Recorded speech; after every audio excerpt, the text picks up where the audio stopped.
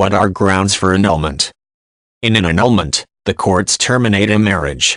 It differs from a divorce in that the courts actually declare the marriage null and void, as if it never took place. Numerous grounds for annulment exist, including if one or both parties were under legal age for marrying, one party was legally married to another person prior to entering the current marriage, or one person was unable or unwilling to consummate the marriage. Additional grounds for annulment include the marriage being entered into by force or under duress and concealment of important information, such as a criminal history or having a sexually transmitted disease. Having another living spouse at the time of the marriage is one of the grounds for annulment. This deception allows the court to declare an invalid marriage contract. This is true even if the new spouse was aware of the previous spouse at the time of the marriage. In other situations, one party may be under the age of legal consent for marriage. Age requirements vary depending upon jurisdiction.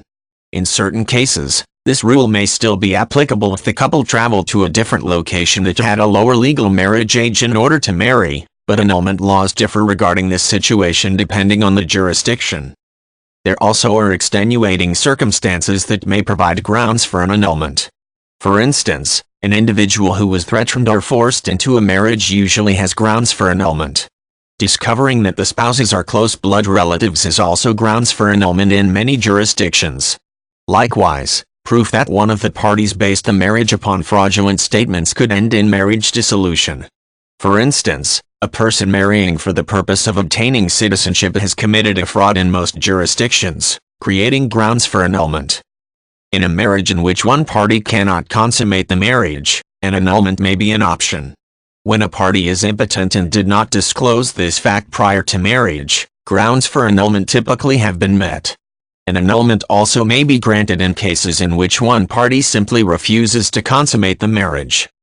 An individual also may seek annulment to ensure that he or she will be able to marry later in the Catholic Church. Even when a legal divorce exists, the Catholic Church still views the couple as married. As part of the process, the Catholic Church requires that the former spouse be notified of intention to seek annulment, giving him or her the opportunity to make a statement, if desired. This is done without the former spouses having to make contact of any kind.